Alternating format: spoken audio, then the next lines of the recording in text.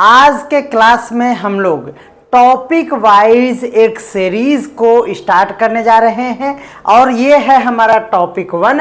इसमें साइंस का topic wise आपको कॉन्सेप्ट मिलेगा और मिलेगा उसके साथ आपको एमसीक्यूज का बहुत अच्छा कलेक्शन।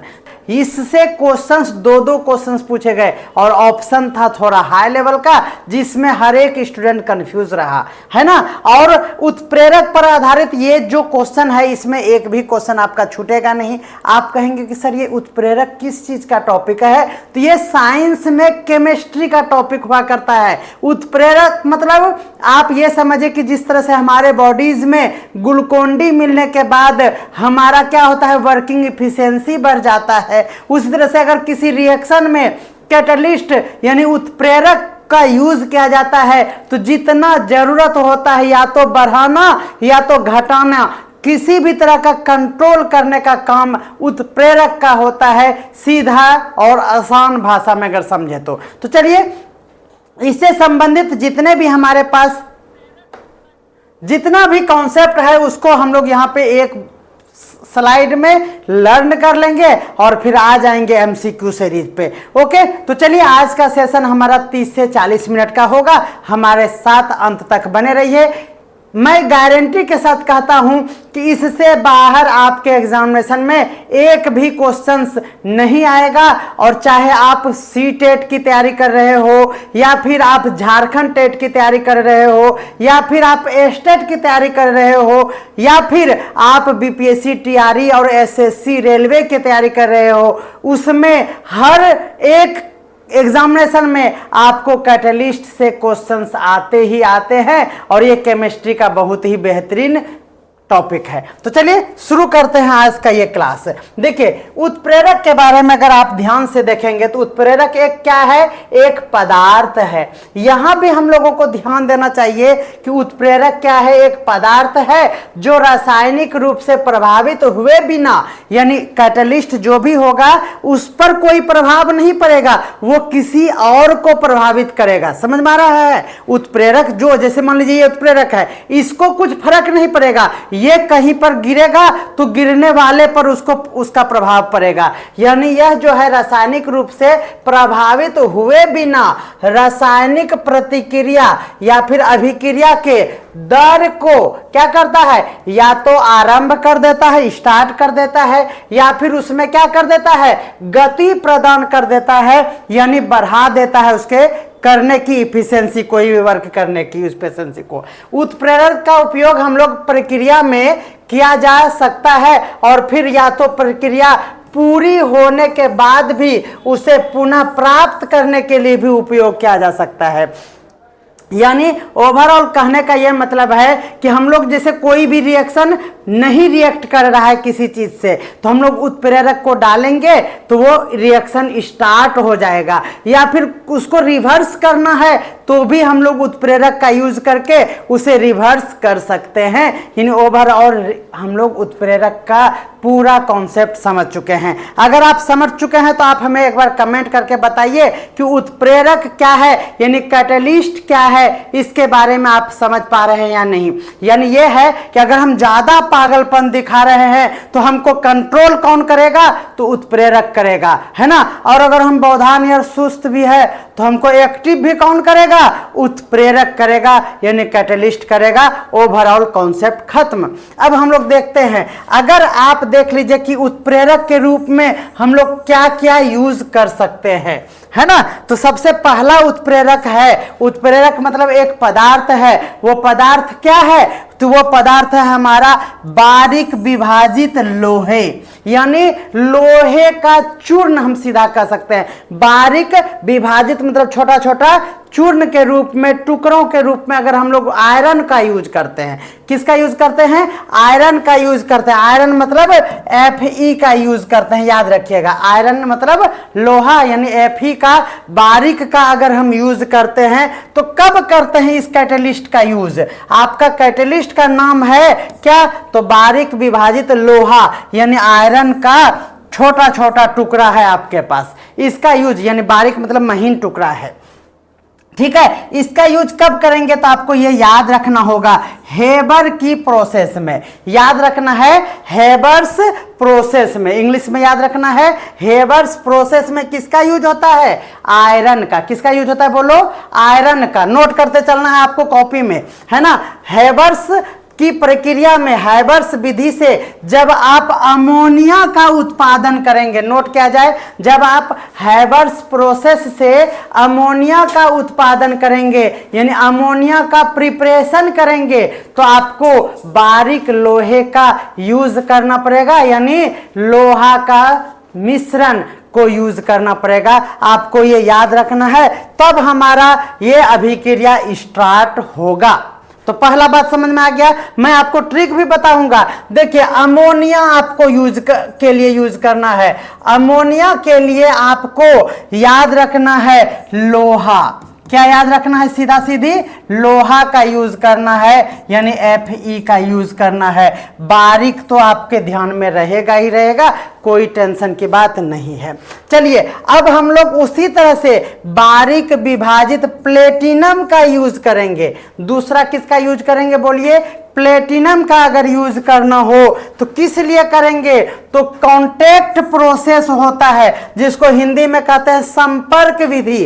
क्या कहते हैं, हिंदी में संपर्क विधि कहते हैं, और ऐसे कहते हैं कांटेक्ट प्रोसेस में, यानी प्रोसेस के द्वारा जब हम लोग सल्फ्यूरिक एसिड, यानी हम लोग कोई भी सल्फ्यूरिक एसिड को जब बनाना चाहेंगे तो हम लोगों को कांटेक्ट प्रोसेस से बनाना पड़ता है, और कांटेक्ट प्रोसेस को स्टार्ट करने के लिए हमें प्लेटिनम के बारीक का यूज करना पड़ता है, यानी प्लेटिनम के बुरादे को, बारीक को हम लोगों को उत्प्रेरक के रूप में यूज करना पड़ता है। ये बातें आपको अच्छे से याद हो गया होगा। दो बातें हम आपको याद करवा रहे हैं। पहला है हमारा बेयर्स प्रोसेस। क्या है हमारा बेयर्स प्रोसेस, बेयर्स प्रोसेस से हम लोग अमोनिया बनाएंगे, और जब अमोनिया बनाएंगे तो लोहा का यूज करेंगे। तीन बातें, ठीक है, ऐसे करके याद लिखिए आप। जैसे आप देखिए, आप याद रखिए यहाँ पे बेयर प्रोसेस। क्या याद रखिए, बेयर्स प्रोसेस याद रखिए, है ना। बेयर्स प्रोसेस में क्या याद करिएगा, बेयर प्रोसेस से आप याद रखिएगा अमोनिया बनाते हैं। क्या बनाते हैं, अमोनिया बनाते हैं, और इसमें उत्प्रेरक का यूज करते हैं Fe यानी आयरन। किसका, आयरन यानी लोहा का यूज करते हैं। इसी तरह से शॉर्ट नोट्स बनाइए, ज्यादा लंबा पोथा बनाने से नहीं होगा। अगला है हमारा कांटेक्ट प्रोसेस। क्या है बोलिए, कांटेक्ट प्रोसेस है। जब कांटेक्ट प्रोसेस की बात करेंगे तो इससे क्या बनाते हैं हम लोग, सल्फ्यूरिक एसिड जिसका फॉर्मूला होता है H2SO4 बनाते हैं। इसके लिए हम लोग किसका यूज करते हैं बोलिए, तो प्लेटिनम का यूज करते हैं। PT इसका सिंबल होता है, तो प्लेटिनम का यूज करेंगे। किसका यूज करेंगे, प्लेटिनम का यूज करेंगे। इस तरह से आप इसको नोट करते चलिए, इजी वे में याद रह जाएगा। तो चलिए ये याद हो गया होगा। उसके बाद नाइट्रोजन कैटलिस्ट के रूप में हम लोग नाइट्रोजन का उपयोग कब करते हैं, ये भी बात आपको याद रखना है। देखिए, लेड चैम्बर प्रोसेस में, किसमें, लेड चैम्बर प्रोसेस को नोट कर लीजिए। इंग्लिश मीडियम वाले आप लिखेंगे लेड चैम्बर प्रोसेस लिखेंगे, यानी उसको हम लोग वही कहते हैं लेड चैम्बर प्रक्रिया बोलते हैं। इसके द्वारा अगर आप सल्फ्यूरिक एसिड का उत्पादन करना चाहते हैं तो आपको नाइट्रोजन का यूज करना होगा, और यही कंफ्यूजन होता है। यानी आप यहां समझ पा रहे हैं कि अगर आप कांटेक्ट प्रोसेस से ये बनाते हैं तो आपको PT यानी प्लेटिनम यूज करना पड़ेगा। अगर इस कांटेक्ट प्रोसेस के बदले आप क्या लगाते हैं, लेड चैम्बर प्रोसेस।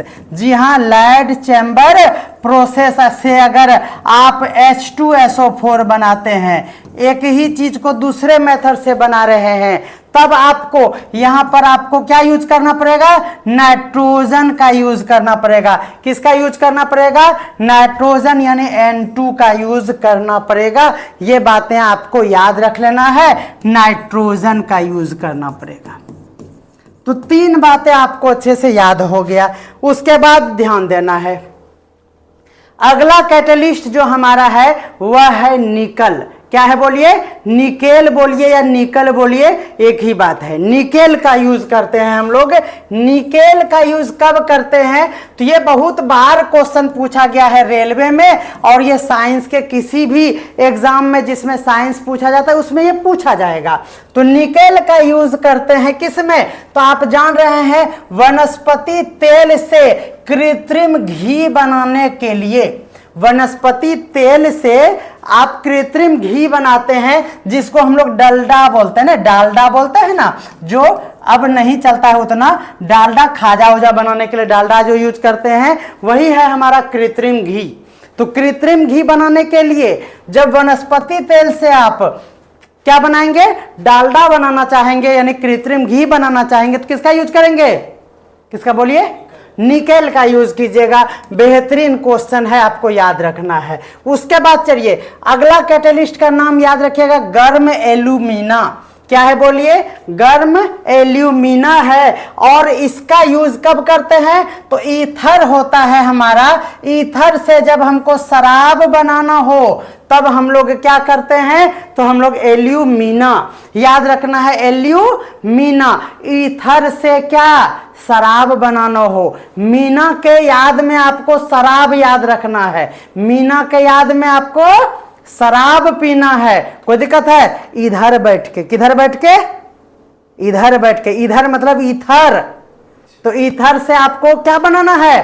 शराब। किसके याद में पीना है? मीना, एल्यूमिना, यानी याद हो गया होगा एल्यूमिना, यानी गर्म एल्यूमिना कैटलिस्ट है। ये मीना ही आपको उता रहा है, समझ में आ रहा है ना? आपको मीना के कारण ही बेचैनी आ रहा है, उत्प्रेरक है वो। आई हाय मीना, है ना?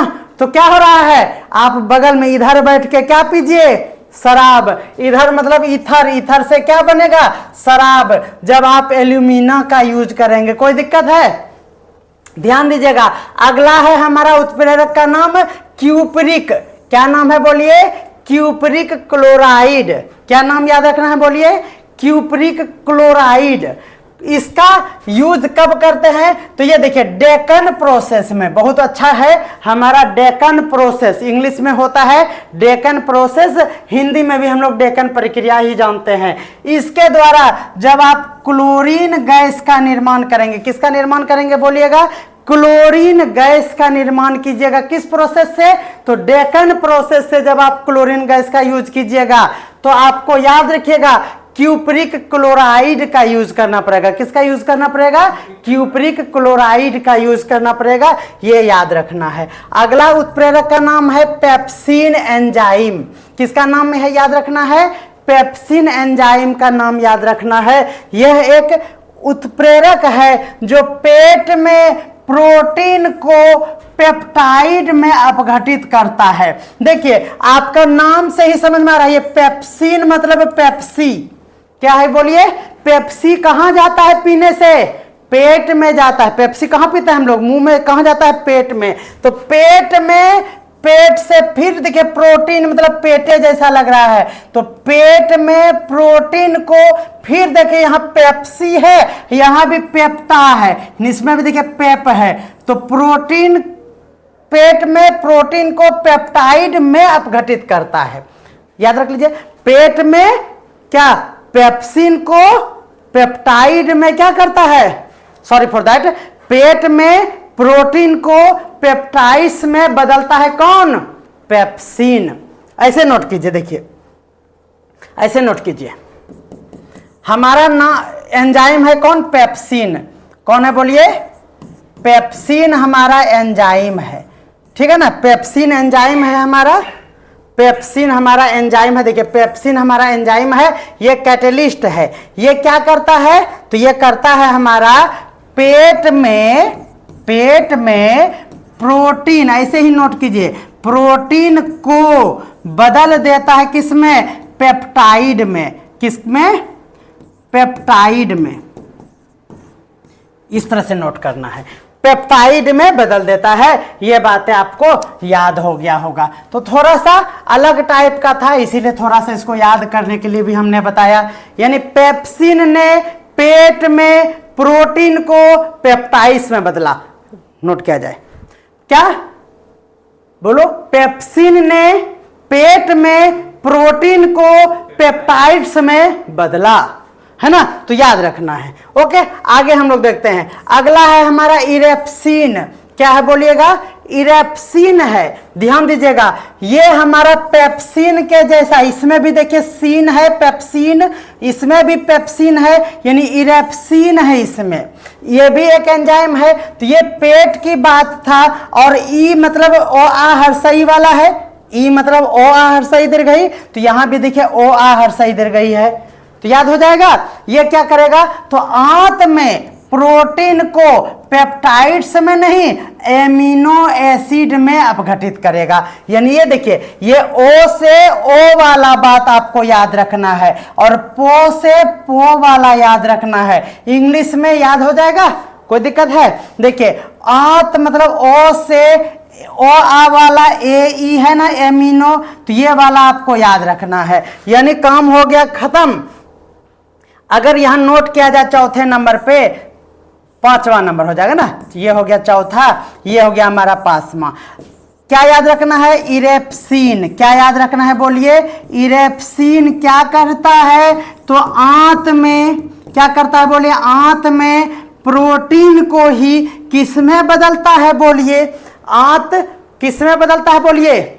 बोलो जल्दी से। तो ये, हाँ, यह बदलता है एमिनो एसिड में। किस में? एमिनो एसिड में बदलता है, एमिनो एसिड में बदलता है। ये बातें आपको याद रखना है। ये ओ से और ये भी ओ आ हर्षई दीर्घई से आपको ये याद रखना है। बेहतरीन कॉन्सेप्ट रहा, ठीक है। ये हमारा है इरेप्सिन। अभी जब मैं एमसीक्यूज कराऊंगा ना, तो हर एक क्वेश्चन बनेगा, बनेगा या नहीं बनेगा? इसी से क्वेश्चन रहेगा, एकदम मजा आ जाएगा। अगला नोट कीजिएगा, टाइलिन। क्या याद रखिएगा बोलिए? टाइलिन भी एक एंजाइम है ना, जो मानव के लार में स्टार्च को ग्लूकोज में बदलता है। स्टार्च समझते हैं क्या होता है? स्टार्च हमारा है, जब आप रोटी खाइएगा, है ना, तो रोटी को जब हद से ज्यादा बार मुंह में ही चिबाइएगा ना, तो मीठा मीठा लगना शुरू हो जाता है। बासी रोटी में ज्यादा देखने को मिलता है। तो जब आप रोटी चबाते हैं और बहुत देर चबा लेते हैं, एक ही बार खाया हुआ उसको मुंह में ही चिबाते रहते हैं, तो आपको मीठा मीठा लगना, ये आप फील भी किए होंगे। ये मीठा मीठा लगना यही होता है किसका? तो स्टार्च वहां बन गया, लार से अभिक्रिया करके। क्या बन गया? वहां स्टार्च बन गया। तो वही कह रहा है, ये देखिए, टाइलिन जो है ना, मानव के लार में जो स्टार्च होता है, उस स्टार्च को किस में बदल देता है? ग्लूकोज में बदल देता है, और ग्लूकोज मीठा मीठा लगने लगता है। तो आपको यह याद रखना है कि लार जब टपकेगा तो टाइलिन मतलब हो गया टॉवेल जैसा लग रहा है, सुनने में लग रहा है क्या? टाइलिन आपको टॉवेल जैसा लग रहा है। ऑप्शन में रहेगा, आप आराम से बना दीजिएगा। लार वाला को टाइलिन से पूछिए, टाइलिन मतलब टॉवेल से पूछिए। याद हो गया? तो पूछ लीजिएगा इसे लार को। तो याद रखिएगा, टाइलिन जो है, यह लार में जो स्टार्च होता है उसको मीठा मीठा यानी ग्लूकोज में बदल देता है। कोई दिक्कत है? आगे ध्यान दीजिएगा। अगला है हमारा इमाइल जाइमेज। ये याद रखना है हमारा, ये XIMAC, इसको जाइमेज पढ़ते हैं। क्या पढ़ते हैं? जाइमेज इसको पढ़ते हैं, जाइमेज। ठीक है, देखिएगा, जाइमेज एंजाइम है जो ग्लूकोज से एथिल शराब में परिवर्तन करता है। ग्लूकोज से जब एथिल शराब बनाइएगा ना, तो आपको जाइमेज एंजाइम आपको यूज करना पड़ेगा। क्या यूज करना पड़ेगा बोलिए? जाइमेज एंजाइम का यूज करेंगे। अगर आप ग्लूकोज से आप एथिल शराब बनाते हैं, तो आपको याद रखना है कि आपको क्या यूज करना पड़ेगा? जाइमेज एंजाइम। क्या बोलिए? जाइमेज एंजाइम। देखिए, ग्लूकोज हम लोग घोर लिए, ध्यान दीजिएगा, ग्लूकोज हम घोर लिए, है ना। और मान लीजिए कि इस ग्लूकोज के बदले, जैसे ना होता है कि दूध का बोतल ले लो ग्लास और उसमें शराब है, लोग जाने का दूध पी रहे हैं और पी रहे हैं आप दूसरा चीज। उसी तरह से याद रखिए, आप ग्लूकोज ले लिए हैं और उस ग्लूकोज को आप शराब समझ के पी रहे हैं, यानी ग्लूकोज से आप एथिल शराब बना रहे हैं, तो आप कहेगा कि जाई मेज, यानी उस मेज पर जाइए, जाय मेज यानी उस मेज पर बैठ के पीजिए। इधर सत्संगी का है तो जायमेज मतलब हो गया कि ग्लूकोंडी वाला चीज, ग्लूकोज से आपको क्या जाना है, एथिल शराब में। तो जाई मेज, उस मेज पर जाके आप ग्लूकोज के बदले आप एथिल शराब पीजिए, आपको याद हो गया होगा। और ये देखिए, ये ट्रिक से अभी जब ऑब्जेक्टिव बनाएंगे ना, तब आपका हर एक क्वेश्चन जब बनेगा, हमारा लॉजिक वहां सेट होगा और आपको मजा आएगा। अगला चलिएगा, अगला है हमारा डाइस्टेज। क्या है हमारा? Diastase enzyme. क्या है बोलिए? Diastase enzyme. ये क्या करता है? ये करता है स्टार्च को माल्टोज में बदलता है। किस में बदलता है बोलिए?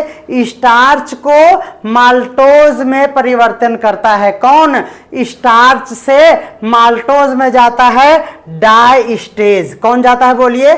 डाइस्टेज। आपको याद रखना पड़ेगा। अगला है हमारा माइकोड्रूमी। याद रखना है, माइकोड्रूमी एसिटी। क्या है बोलिए? माइकोड्रूमी एसिटी का याद रखना है। माइकोड्रूमी एसिटी क्या करता है हमारा? ये करता है चुकंदर से आपको सिरका बनाने में मदद करता है। यानी इस चुकंदर से जब आप सिरका बनाना चाहेंगे ना, तो आपको यूज करना पड़ेगा माइकोड्रूमी एसिटी। क्या यूज करना पड़ेगा? सिरका मतलब ये हमारा इसी तरह का मीठा पदार्थ एक होता है सिरका, है ना। तो चुकंदर से आपको सिरका पदार्थ बनाना हो तो आपको क्या यूज करना पड़ेगा? माइकोड्रूमी एसिटी का यूज करना पड़ेगा। ये सब क्या है, हर चीज का ट्रिक तो नहीं बन सकता है, तो आप इसको याद भी करना पड़ेगा थोड़ा बहुत, ठीक है। अगला चलिए, अगला है हमारा इन्वर्टेज एंजाइम। क्या है बोलिए? इन्वर्टेज एंजाइम जो है ये क्या है? तो इन्वर्टेज, देखिए गन्ना से जब आप फ्रुक्टोज बनाना चाहेंगे और उसके साथ आपको ग्लूकोज भी बनाना हो, तो आप किसका यूज करेंगे? इन्वर्टेज एंजाइम का यूज करेंगे। यानी याद रखना है, इन्वर्टेज मतलब गन्ना। आप देखिए, अगर गन्ना का आप मशीन लेंगे तो उसके लिए आपको जनरेटर चाहिए। जनरेटर नहीं मिलेगा तो आपको इन्वर्टर लेना पड़ेगा। क्या लेना पड़ेगा बोलिए? इन्वर्टर लेना पड़ेगा।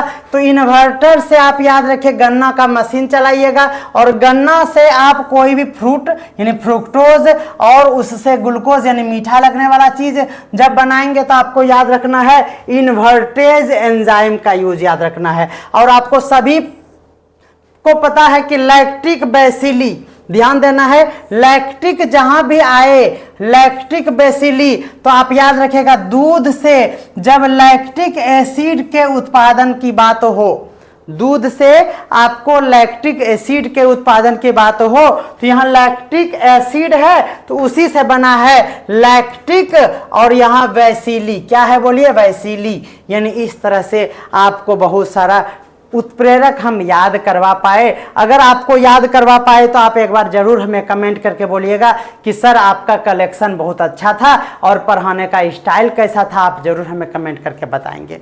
तो चलिए अब हम लोग उत्प्रेरक से संबंधित एमसीक्यूज पर आते हैं। ध्यान दीजिएगा, उत्प्रेरक के लिए निम्नलिखित में से कौन सा कथन गलत है, आपको ध्यान देना है। गलत यानी रॉन्ग स्टेटमेंट आपको बताना है। देखिए, जैव रासायनिक अभिक्रिया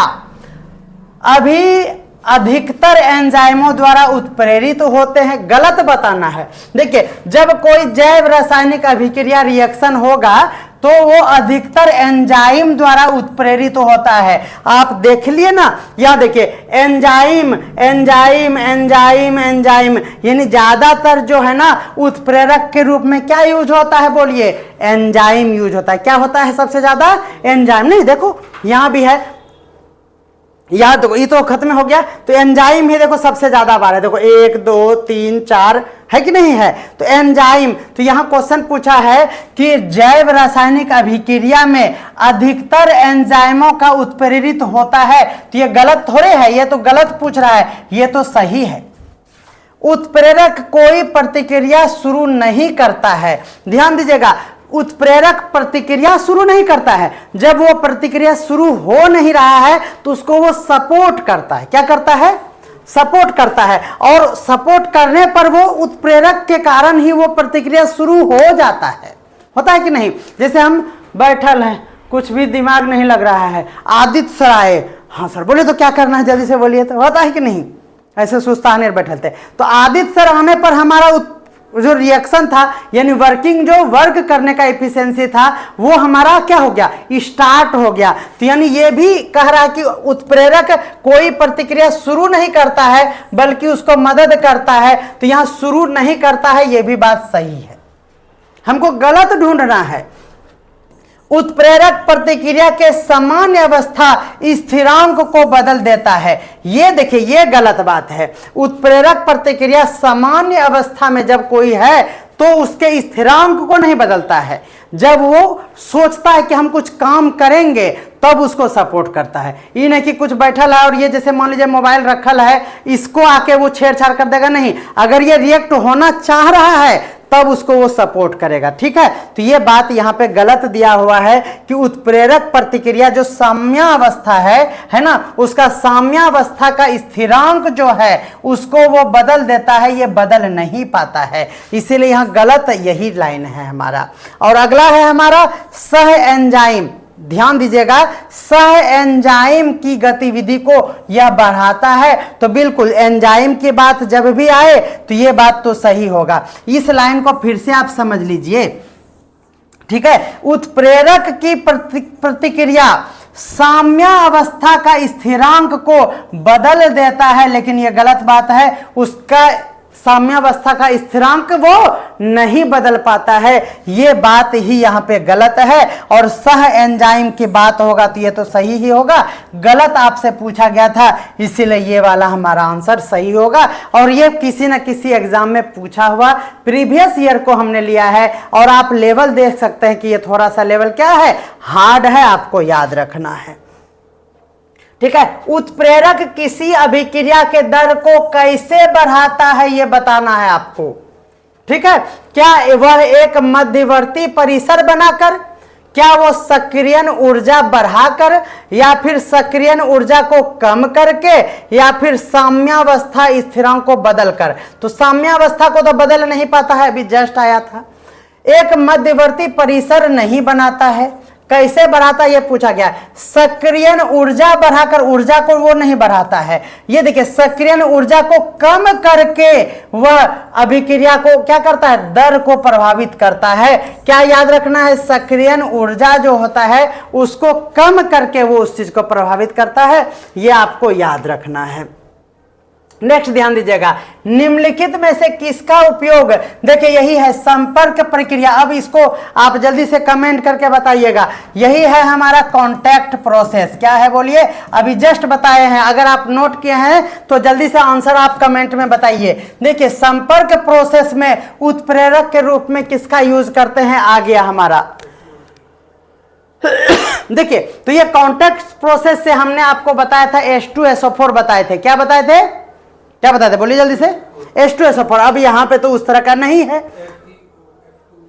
ठीक है, तो आपको ये याद रखना है वेनेडियम ऑक्साइड, ये भी याद रखना है। उसका नोट कर लीजिए, जहां पे हम लोग H2SO4 लिखे हैं वहां पे आपको दूसरा ये भी याद रखना है V2O5, ये भी आपको याद रखना है ना। वहां नोट कर लीजिए, ये आंसर होगा। इसीलिए जरूरी है। देखिए यहाँ पे ऑप्शन में ना आप जो पढ़ के गए वो आया नहीं, तो इस तरह का भी क्वेश्चन एग्जाम में आता है जो कि हम पढ़ते हैं लेकिन हम लोग इस तरह से नहीं बना पाते हैं, क्योंकि ये भी हमारा इसी संपर्क प्रक्रिया का ये पार्ट होता है। आपको याद कर लेना है। निम्नलिखित में से किसे है हमारा लिंडलर उत्प्रेरक के रूप में जाना जाता है। लिंडलर उत्प्रेरक के रूप में आपको याद रख लेना है BaSO4। ये लिंडलर उत्प्रेरक के रूप में आपको किसका यूज करना है, तो BaSO4 के साथ आपको पीडी याद रखना है, ये बातें आपको याद रखना है। BaSO4 के साथ आपको क्या याद रखना है, पीडी भी आपको याद रखना है। आगे ध्यान दीजिएगा, निम्नलिखित में से कौन सा एंजाइम, ये है हमारा ट्राइग्लिसराइड्स, ध्यान देना है, ट्राइग्लिसराइड को फैटी एसिड और ग्लिसरॉल में हाइड्रोलिसिस के लिए उपयोग किया जाता है। ध्यान दीजिएगा, ये सब क्या है, ये पूरा हाई लेवल का क्वेश्चन है, आपको ध्यान रखना है। एंजाइम में अब आपको याद रखना है ट्राइग्लिसराइड्स को फैटी एसिड में बदलना है और दूसरा ग्लिसरॉल को आपको हाइड्रोलिसिस के लिए उत्प्रेरित करना है। इस अवस्था में आपको याद रखना है लाइपेज का नाम याद रखना है। किसका नाम याद रखना है, लाइपेज का यूज करेंगे। अगर यहां पे लिखा हो ट्राइग्लिसराइड्स को फैटी एसिड में बदलना है और ग्लिसरॉल को हाइड्रोलिसिस के लिए यूज करना है, तो आपको इसके लिए कैटलिस्ट का यूज क्या करना पड़ेगा, तो आपको याद रखना पड़ेगा लाइपेज। क्या याद रखना पड़ेगा, लाइपेज का नाम याद रखना पड़ेगा। अगला है हमारा एक उत्प्रेरक का और यहां नाम याद रख लीजिए, जिगलर नाटा। क्या याद रखना है, जिगलर नाटा उत्प्रेरक का नाम याद आपको रखना है।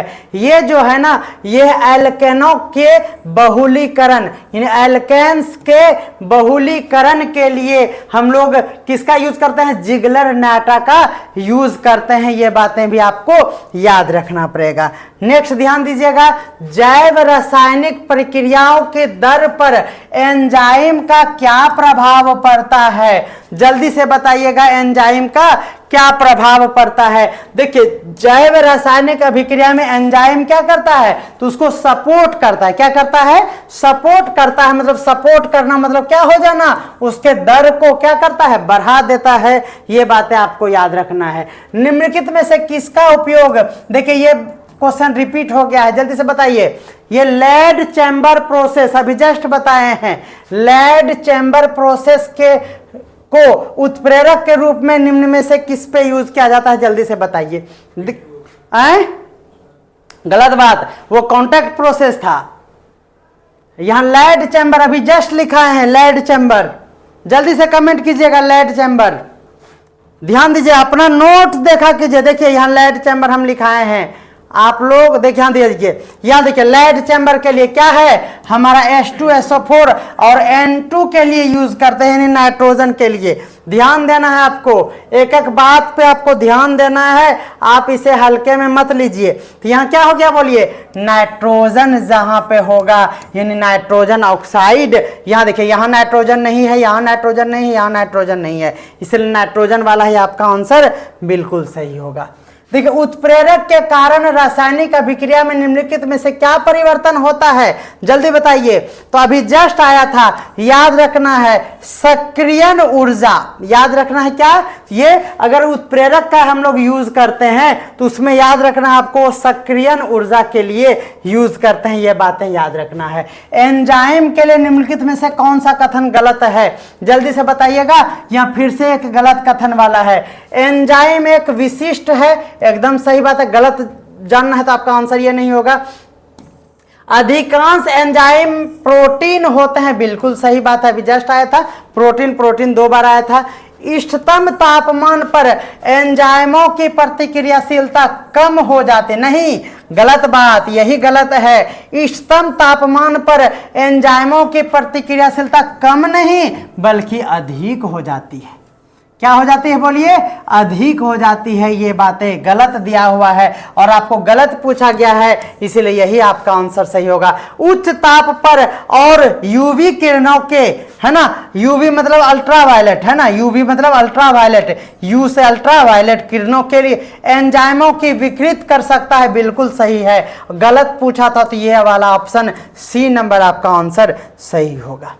ठीक है, आगे हम लोग ध्यान से देखेंगे उत्प्रेरकों के बारे में निम्नलिखित में से कौन सा तथ्य गलत है, आपको यह बताना है। पहला है हमारा, उत्प्रेरक प्रतिक्रिया की सक्रियता को कम कर देता है। कम और ज्यादा दोनों है, तो कम भी कर देता है तो सही है, गलत वाला हमारा आंसर होगा। उत्प्रेरक स्वतः होने वाली प्रतिक्रिया की संख्या को भी बढ़ा देता है। स्वतः जब हो रहा है कोई प्रतिक्रिया तो उसकी संख्या को बढ़ाएगा नहीं, जब कोई नहीं हो रहा होता है तब उसको वो सपोर्ट करके बढ़ाता है। ठीक है, जब वो खुद ही हो रहा है, जब कोई बैल चल रहा है तो उसको क्यों डंडा मारा जाए, सही बात है कि नहीं। तो यह कह रहा है कि स्वतः ही हो रहा है तो इसमें उत्प्रेरक को क्यों यूज करेंगे बढ़ाने के लिए, यही गलत है और गलत वाला ही आपका आंसर सही है। ये बातें तो पहले ही हो गया। निम्नलिखित में से कौन सा एक उत्प्रेरक श्रेणी में नहीं है, तो निम्न में से कौन एक उत्प्रेरक नहीं है, तो आपको यह याद रखना है। सजातीय ये भी सही है, विसंबंगी ये भी सही है, एंजाइमेटिक यानी एंजाइम वाला ये भी सही है। यही हमारा क्या हो जाएगा, एंजाइम के उत्प्रेरक श्रेणी में नहीं है, ये आपको याद रखना है। विषम उत्प्रेरक की सक्रियता को प्रभावित करने वाले कारक का नाम आपको बताना है। वह कारक कौन होगा, याद रखिएगा। केवल देखिए यहां कह रहा है कि विषम उत्प्रेरक की सक्रियता को प्रभावित करता है। कौन प्रभावित करता है यह पूछा है, तो सतह का क्षेत्र नहीं होगा। केवल उत्प्रेरक के प्रति इकाई मात्रा यह भी नहीं होगा। तैयारी की विधि, इससे क्या मतलब है, ये तो जनरल बात है। कुल सतह का क्षेत्रफल और सक्रिय स्थलों की संख्या और तैयारी की विधि, ये सब मिलकर उसे प्रभावित करता है, इसलिए ये वाला हमारा सटीक है। ये सिर्फ क्षेत्र, यहां कर है केवल, इसीलिए ये नहीं होगा। यहां भी केवल, इसीलिए ये नहीं होगा। यहां भी केवल, इसीलिए ये नहीं होगा। यहां है कुल यानी पूरा, केवल मतलब सिर्फ ये नहीं, सब मिलके उसको प्रभावित करता है, यानी सतह भी, संख्या भी और ये तैयारी भी, तीनों मिलकर किसी भी अभिक्रिया में विषम उत्प्रेरक को क्या करता है, प्रभावित करता है। ये बातें आपको याद रखना है। नेक्स्ट देखिएगा, निम्नलिखित में से कौन सा चरण आपको बताना है संक्रमण पर नहीं होता है, यह आपको याद रखना है। देखिएगा, निम्नलिखित में से कौन सा चरण संक्रमण पर नहीं होता है, ये आपको याद रखना है। वेट किया जाए, वेट किया जाए, क्या हो गया, इन्वर्टर नहीं था तो चलो लाइव नहीं कटा है, बस वेट कर लेना है, सब कुछ ठीक है, आ गया, आ जाएगा।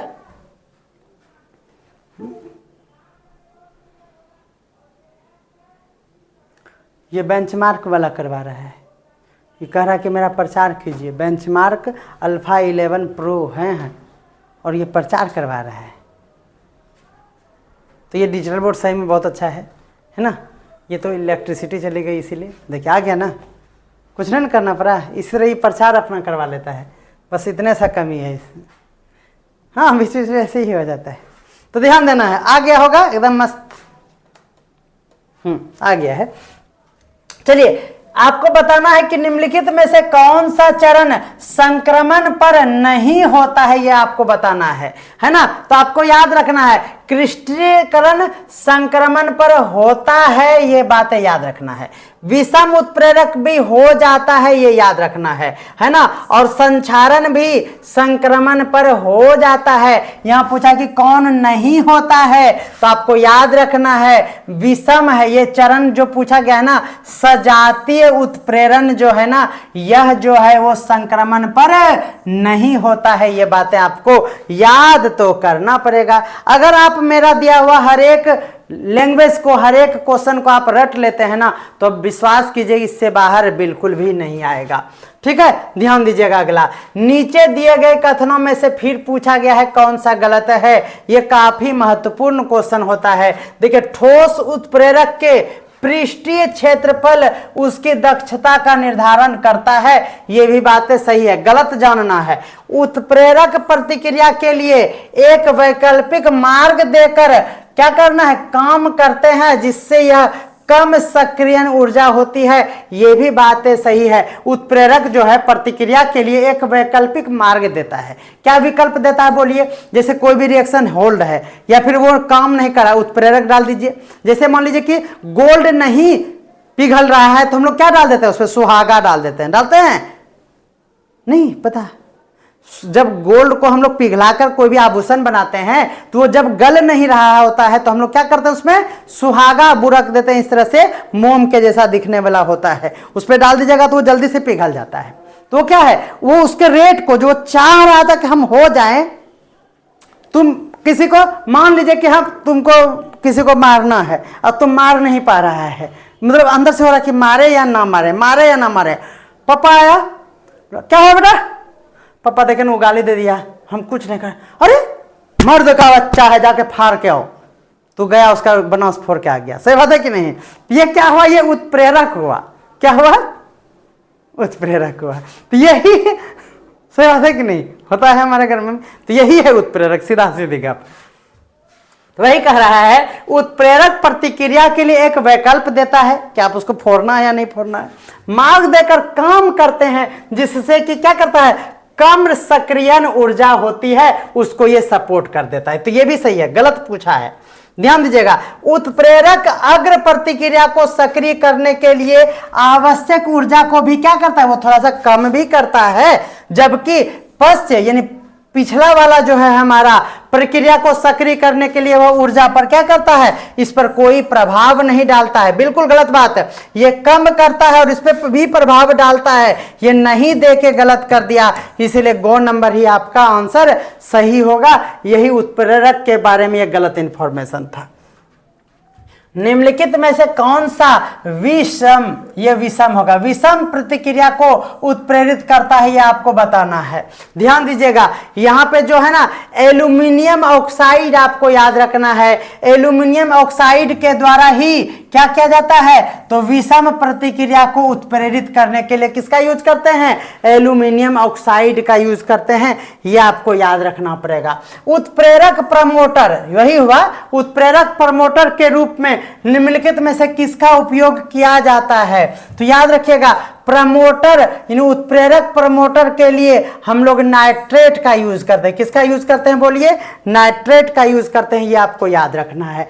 निम्नलिखित अभिक्रिया के लिए निम्नलिखित में से किसे उत्प्रेरक के रूप में हम लोग उपयोग करेंगे? एक अभिक्रिया आपको दिया हुआ है, वो है N2 + 3H2 और एरो देके दे दिया 2NH3। इसमें उत्प्रेरक क्या यूज करेंगे, यानी यहां पर क्या होगा, ये आपसे पूछा गया है। तो याद रखिएगा, ये जब हमारा ये वाला N2 वाला आया था तो आपको याद होगा कि PT यूज किए थे, यानी प्लेटिनम। ये तो हमारे नोट से ही क्वेश्चन है, आपको याद हो गया होगा। क्या यूज करेंगे? जैसे ही नाइट्रोजन देखेंगे, बना है एमोनिया, क्या बना? ये है हमारा नाइट्रोजन। ये क्या है बोलिए? नाइट्रोजन है। और बना है हमारा अमोनिया। क्या बना है? अमोनिया, है ना? तो याद रखना है, इसमें प्लेटिनम का यूज किया। नोट्स में देख लीजिए, होगा। आगे हम लोग देखते हैं, प्रतिक्रिया के लिए निम्नलिखित में से किसे उत्प्रेरक के लिए हम लोग चुनेंगे, ये बताइए। यहां दिया हुआ है SO2 और इसमें ऑक्सीजन जोड़ते हैं, रिएक्शन नहीं हो रहा है, हमको यहां उत्प्रेरक यूज करना होगा, तब हमारा ये जाके SO3 बनेगा। और इस कंडीशन में आपको याद रखिएगा, जब SO2 की बात हो तो अभी जस्ट बताए, यहां भी किसका यूज कीजिएगा? प्लेटिनम का यूज कीजिएगा। किसका यूज कीजिएगा? प्लेटिनम का ही यूज कीजिएगा, कोई दिक्कत नहीं है। अगला है हमारा जियोलाइट उत्प्रेरक। ये उत्प्रेरक का नाम याद रखना है, जियोलाइट उत्प्रेरक में अभिक्रिया विभिन्न कारकों से प्रभावित हो जाता है। वह नीचे में से क्या है? तो अगर उसमें छिद्र है, उसमें एपर्चर है और गुहा के आकार, ये तीनों पर निर्भर करता है। यानी ऑप्शन जो है हमारा घ नंबर आपका ऑप्शन बिल्कुल सही होगा। प्रतिवर्ती अभिक्रिया की अगर बात करेंगे हम, तो उत्प्रेरक का कार्य निम्न में से को किसे तीव्र करना है आपको बताना है। ये जो दिया हुआ है इसमें से प्रतिवर्ती अभिक्रिया के लिए उत्प्रेरक किसे तीव्र करता है, ये आपको बताना है। तो क्या अग्र प्रतिक्रिया के दर को वृद्धि करता है? पश्च प्रतिक्रिया के दर को कम करता है? क्या वह प्रक्रिया के साम्यावस्था को, स्थिरांक को बदलने का प्रयास करता है या फिर संतुलन को शीघ्रता से प्राप्त करना चाहता है? तो बिल्कुल उत्प्रेरक क्या करता है ना, वो रिएक्शन के बाद वो पूरी तरह से स्टेबल करना चाहता है। क्या करना चाहता है? स्टेबल करना चाहता है। इसका मतलब वो संतुलित करना चाहता है जल्दी से, इसीलिए उत्प्रेरक हम लोग यूज करते हैं, ये याद रखना है। जब किसी प्रणाली में उत्प्रेरक का उपयोग किया जाता है तो निम्न में से क्या हो जाता है? तो देखिए, क्या स्थिरांक का मान कम नहीं, ये तो गलत हो गया। अग्र प्रतिक्रिया की दर को बढ़ जाता है जबकि पश्च को कम कर देता है, बिल्कुल गलत है ना। ये देखिए संतुलन, ये देखिए अभी जस्ट आया था ना, संतुलन आर्द्रता को अपरिवर्तित करता है, यानी अपरिवर्तित संतुलन बनाए रखने का वो प्रयास करता है, और यही हमारा जस्ट अभी आया था। तो क्वेश्चन को घुमा फिरा के पूछा जाता है। और आज के टॉपिक का हमारा लास्ट क्वेश्चन है, वो ध्यान दीजिएगा। जब किसी अभिक्रिया में उत्प्रेरक का उपयोग किया जाता है तो निम्नलिखित में से कौन सा परिवर्तन होता है? तो अभी जस्ट बताए थे, बार बार आया, सक्रियण ऊर्जा, रट्टा मार लेना है, क्या यूज करना है बोलिए? सक्रियण ऊर्जा। तो इस तरह से आपका एक बहुत ही बेहतरीन टॉपिक आज खत्म होता है, और वह है हमारा उत्प्रेरक यानी कैटलिस्ट। यानी आपको यहाँ पर एमसीक्यूज के साथ साथ आपको पूरा ट्रिक के साथ आपको पूरा कॉन्सेप्ट दिया जाता है, जिससे कि आपको इस टॉपिक से अगर कोई क्वेश्चन बनते हैं तो वो आपका गलत नहीं होगा, कोई क्वेश्चन छूटेगा नहीं।